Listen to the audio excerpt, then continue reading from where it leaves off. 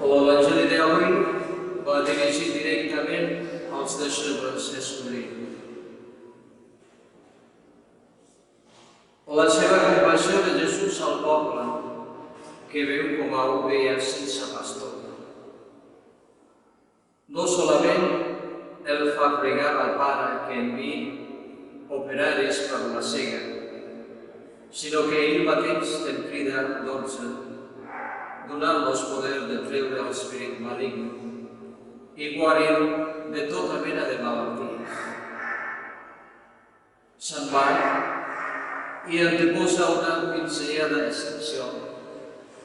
Els deia perquè estiguin amb ell, conscient que els envia com ovelles entre llocs. En el primer discurs, el sermó de la muntanya, Jesús es dirigeix a tothom amb la sorprenent proclamació de les benaurances. En elles es produeix una paradoxa. Les 7 primeres descriuen uns capteniments d'humilitat, de mansuetud, de pau, de netedat de cor, de solidaritat, de pobresa, de fam de justícia. L'octava benaurança fa entrar en escena un tercer, anunciant-nos que la seva persecució a causa de Jesús mateix els serà motiu d'alegria i festa, perquè d'ells és el regne del cel. Aquest contrast entre les 7 primeres benaurances, plenes de bondat i d'humilitat, amb la persecució que s'albira en l'octava, es repeteix en el discurs d'avui. El segon de 5, augurant la persecució gravíssima contra els missioners de la bondat i de la pau. Precisament els ha encetat Jesús a una actuació apostòlica absolutament desarmada,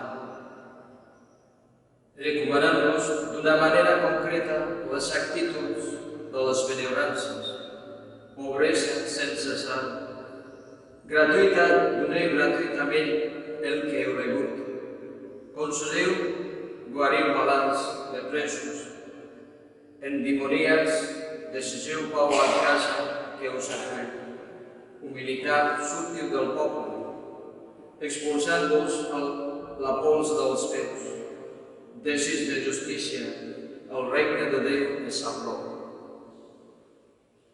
En aquest context programàtic es repeteix a la paradoxa amb concrecions encara més esferides.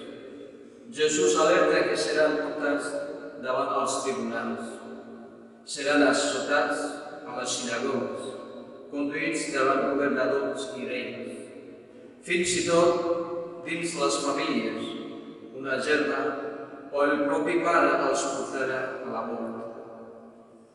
Tothom els odiarà a causa del nom de Jesús. Ara bé, com en el cas de Sant Pau, Jesús preveu que aquestes persecucions seran motiu perquè el seu missatge de pau i de justícia arribi a les mateixes esferes. Aquí és on s'encasta el text que hem llegit avui, amb una crida absoluta a no tenir por.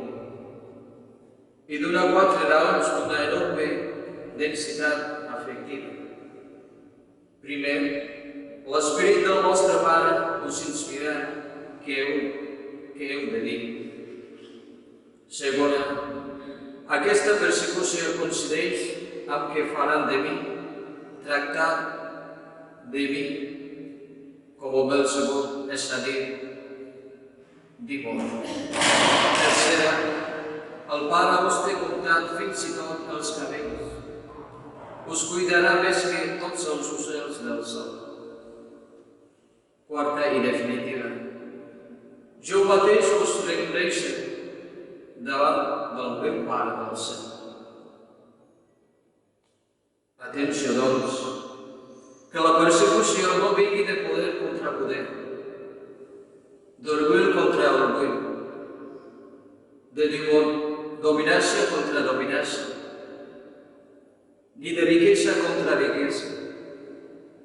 Com a església, com a cristians singulars, si la persecució ha de valer, ha de ser per causa de Jesús, per causa de la seva missió, per causa del regne de Déu. Quantes vegades les persecucions no han estat per motiu espuriós? Sant Ignasi resumeix així la crida de Jesús a tot l'univers i a cadascú en particular.